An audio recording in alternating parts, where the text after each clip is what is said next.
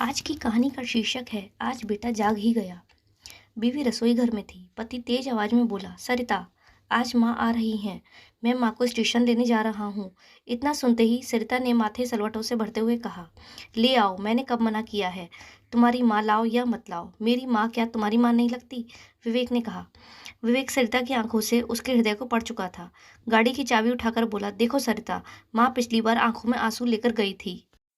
पूरे 4 साल बाद हमारे पास कुछ दिनों के लिए आ रही हैं। मैं चाहता हूँ सब हंसी खुशी रहें।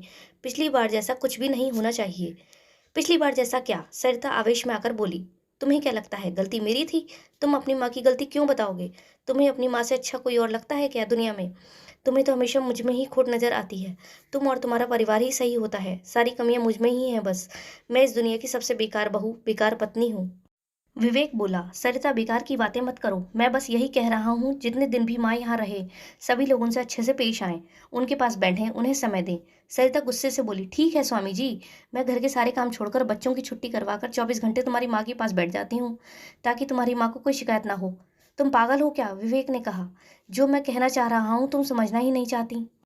सरिता फिर बोली, मैं सब समझ रही हूँ जो तुम मुझे समझाना चाहते हो। पिछली बार भी सारा लेक्चर मेरे लिए ही था।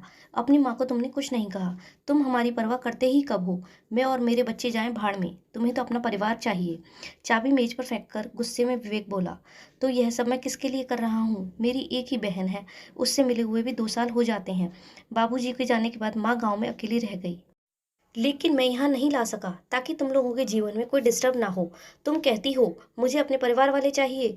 जिस बड़े भाई का हाथ थामकर इस शहर में आया था, जिसने सब कुछ सिखाकर मुझे इस काबिल बनाया कि तुम लोगों का भरण पोषण बहुत अच्छे से कर रहा हूँ, उस भाई की मृत्यु के बाद कभी उनके बच्चों को 2 पैसे का सहारा नहीं दिया, और तुम कहती हो मुझे मेरे परिवार वाले चाहिए। माँ के साथ तुम लोग कैसा सलूक करते हो, क्या मुझे पता नहीं? सरिता ताव में आकर बोली, हाँ हाँ बोलो, मैं भी तो सुनूं कैसा सलूक करती हूँ मैं तुम्हारी माँ के साथ। तो सुनो। विवेक भी आज दिल की बात कहने के मूड में था।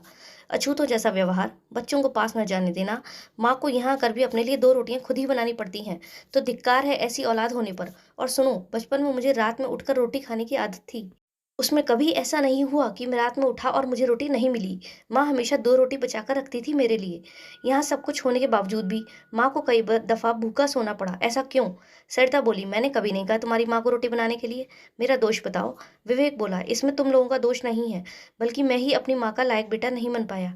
ये जो आजकल तुम्हारे पास गाड़ी का स्टेटस है, घर है, जिसकी तुम मालकिन बनी हुई हो, ये सब उसी माँ के आशीर्वाद से हैं। मेरी माँ के आते ही तुम्हारी बीमारियां शुरू हो जाती हैं। मैं चुप इसलिए रहता हूँ कि घर का माहौल खराब ना हो।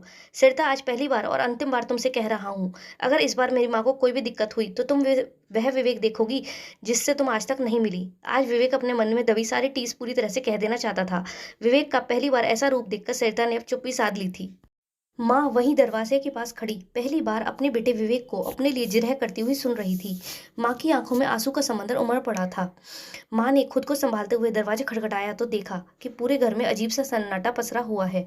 विवेक ने अपने विवेक से सब कुछ बदल दिया था। आज माँ को पहली बार लग रहा था कि मैं अपने बेटे के घर आई हूँ। ये सच ही तो है कि एक बेटा ही अपनी माँ को सारे अधिकार दिला सकता है, माँ और पत्नी में सामंजस्य बिठा सकता है। मित्रों, अगर आपको यह वीडियो पसंद आई हो तो इसे लाइक, सब्सक्राइब और शेयर जरूर करें। Thank you.